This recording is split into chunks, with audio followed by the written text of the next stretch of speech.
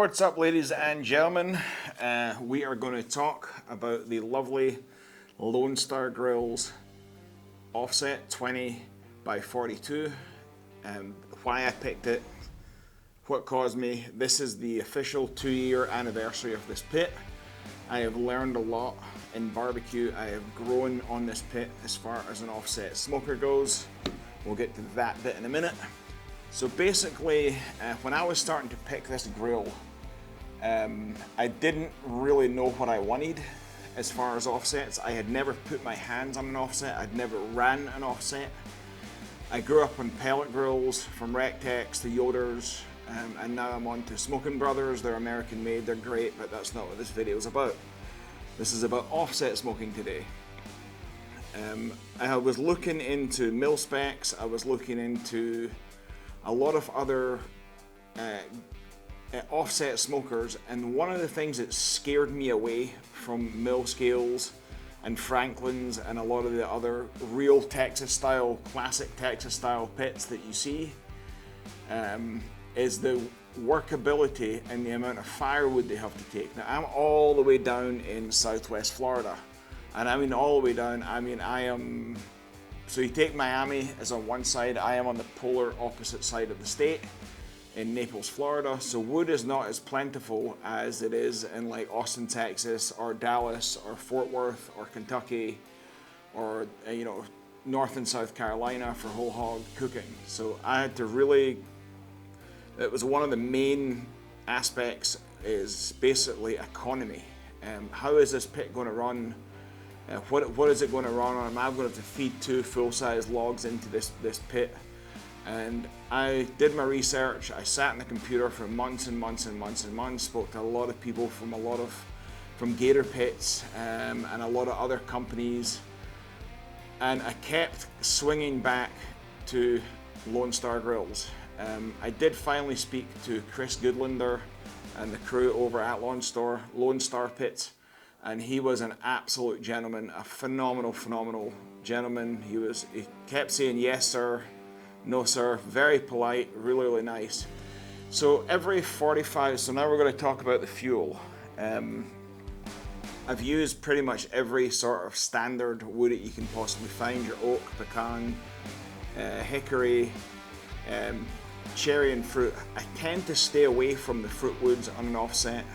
I like to spike my wood and spike my flavors with these fruit woods. I don't like to run them as the full set. Let me see how that's going. Yeah, we're puffing.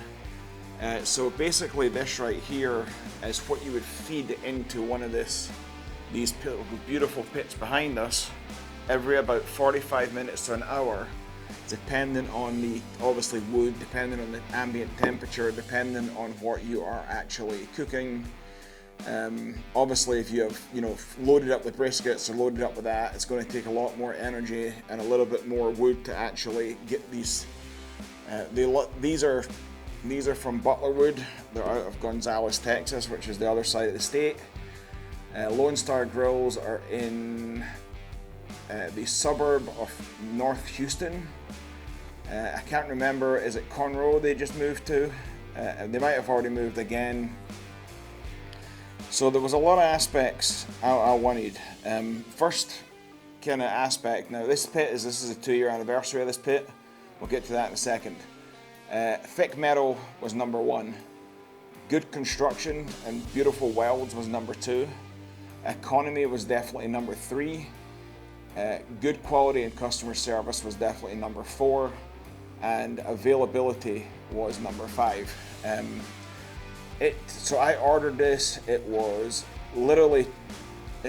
12 weeks and 2 days till it got delivered you know, to my door. I ordered everything I wanted on it. I really, you know, went all out on this pit. The only thing I didn't get was the off-road package because I couldn't fit it through the door that I have to slide it through to get it into this area right here. So we did have width, basically width caution. You know, it couldn't be too wide to get through our standard sized American door.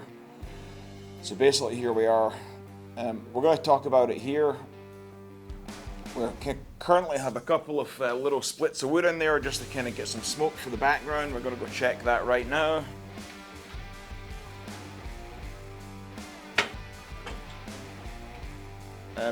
Ease of use. Now I really can't speak of ease of use for the simple reason that I have never ran any other offset pit. I have never run a 1,000 gallon, a 2,500 gallon. I've not worked in a restaurant. I'm traditionally a pellet popper, and this pit behind me is absolutely diabolically easy to run. The thickness of the metal is absolutely excellent. It's very, very solid. If I bang on this, it is very, very solid. It is not tinny in any way, shape, or form. So we're going to kind of give you a nice little walk around of some of the features and why I got them and what I would possibly do different 2 years down the line. See you in just a sec.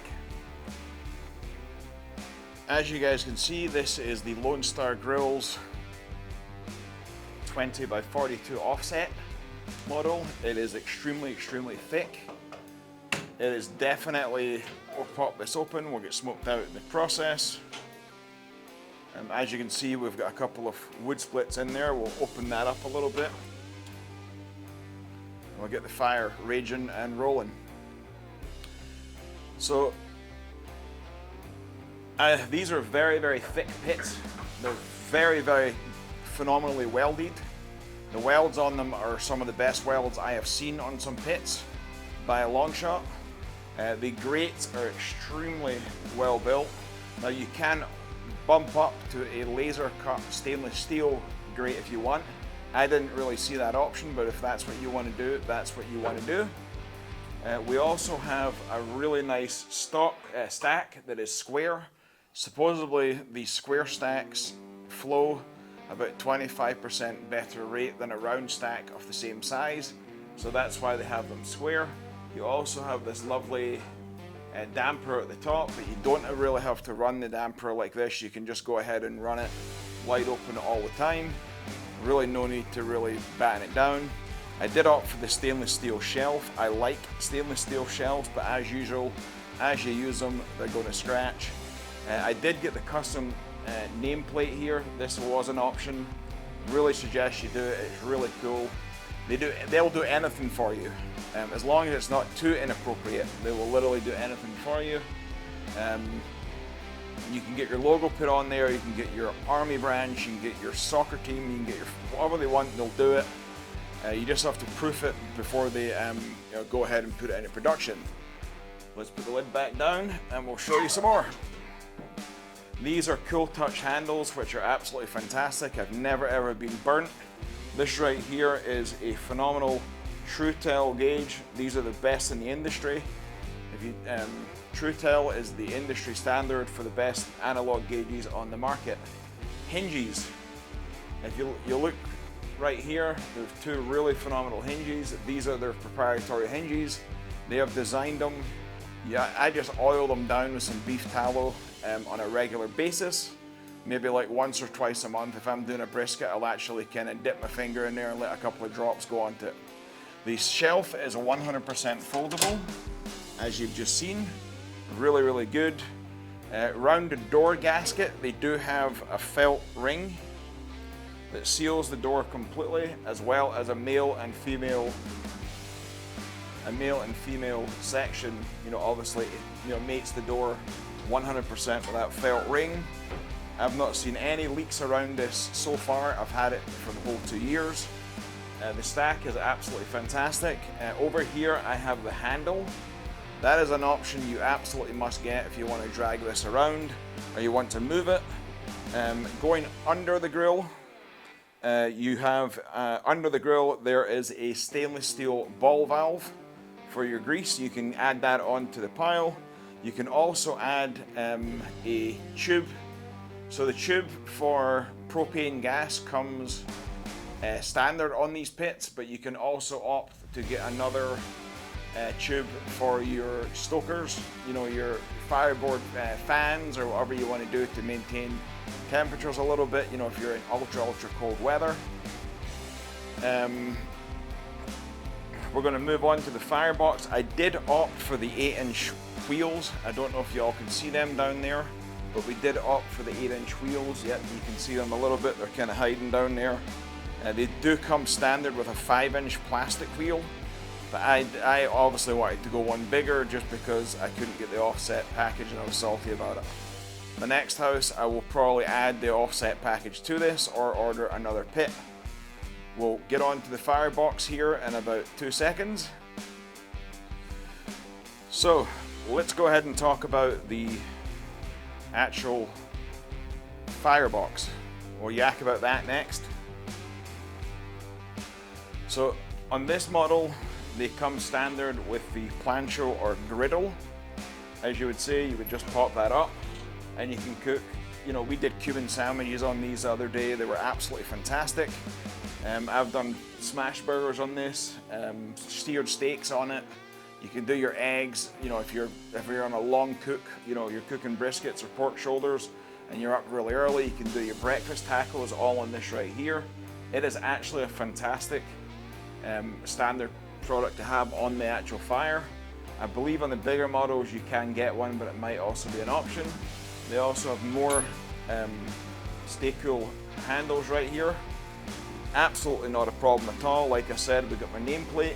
Now on this model, you can opt for a half-inch Firebox. You know, to where they'll make the Firebox a little heavier for you.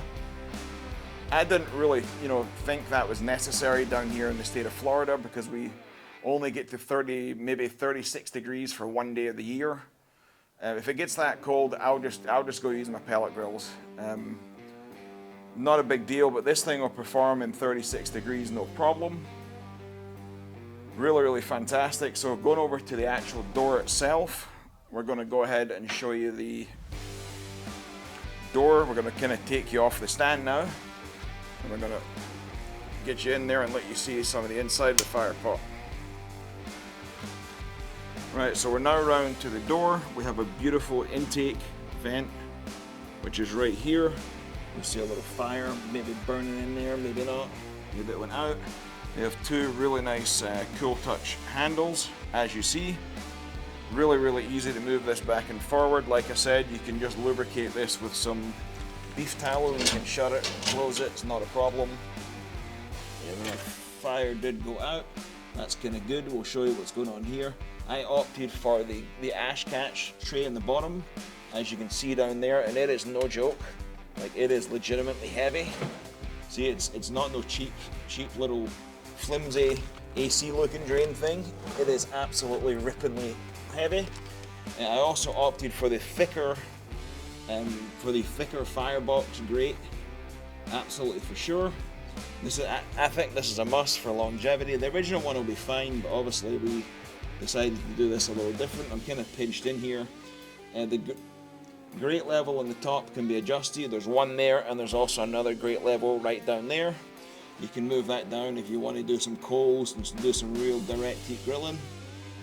As far as the fire basket, which is right there, these are absolutely fantastic. The fire baskets make sure all your ashes and your coal and wood stay in one place. It makes it a lot easier to actually handle. Just makes the cook go a lot easier. As you can see, we're puffing some nice smoke. As these logs catch on, they kind of went out. I was just kind of doing this for the smoke of the video. But like I said, we beat the hell out of this thing, and it keeps giving it and giving it and giving it and giving it. We'll be right back. So now we're going to talk about my fears when I purchased the grill. I was worried because these weren't obviously Franklin's or 1,000-gallon pits or 2,500-gallon pits, that I was not going to be able to turn out that type of barbecue. And that was just me being negative Nancy, and was I absolutely 100% further from the truth. I have turned out some absolutely phenomenal world-class barbecue out of this unit back behind me. Really absolutely fantastic. My wife's even put some logs in it for me, and she's done it very easily, and she has never cooked a barbecue item in her entire life. Would I trust her to run the whole thing for 18 hours a day? probably most than likely not. We'll probably have a burnt down house. Don't tell her I said that. They have so many different models from Lone Star Grillz. They also now carry pellet grills. They have 4 to 5 models of cabinet smokers. They have much bigger smokers in this. They will also do custom builds to anything you want. I would highly purchase another Lone Star grill tomorrow if I needed to, but as of right now I do not need to. I love this. I love Pee Wee behind me. The smoker's name is Pee Wee. That's his nickname. Just absolutely phenomenal. Efficient, thick metal, not a problem. But like I said, if you are worried that you're not going to be able to create the same barbecue as Aaron Franklin out of these pits, that could not be further from the truth. You will create the same briskets as he can. You'll create, providing you obviously have the education and the actual know-how to do it, you can create, like I created the Goldie's brisket, followed their recipe to the absolute T to really see how this thing can pump out some Texas barbecue, and it absolutely 100% nailed it. It was the best bite of brisket I've ever had. It was just sublime. I'll post a picture of it and a slight video of my celebration dance when I actually tried it. But that was my first piece of real sublime barbecue. And I think it's probably still to this day up in the top 3 best briskets I've ever created. As far as size, I like this size. This is about as big as I can fit within my house, back in this little space where it's sitting. If I had a bigger house, I would obviously get a bigger pit. If I had a bigger patio, I would obviously purchase a bigger pit from Lone Star Grillz. But this was the one that was adequately sized for this, grilling space that I have right here. Really, I can't really think of any negatives to say about it. The only negative I have is I don't get to cook on it a lot because I've got, I own 4 car washes, and it is kind of difficult for me to find a slot day off, to where I don't have to run out. I can sit here and relax and just every 45 minutes walk out. Literally, this is what I do when the grill is running. I walk out, I go, okay, I see the temperature's dropped a little bit. I take one of the log splits that's sitting inside the fire pot, and I go ahead and dump it onto the fire, replace that log next to the fire basket, lit the wood catch, and then close the door and go back inside. I'll generally do that for, let's say I'm cooking a brisket, we'll do exactly that every 45 minutes to an hour maybe, depending on the time. And literally don't check my briskets. I don't do anything like that for 5 hours, and I have no problem running the pit.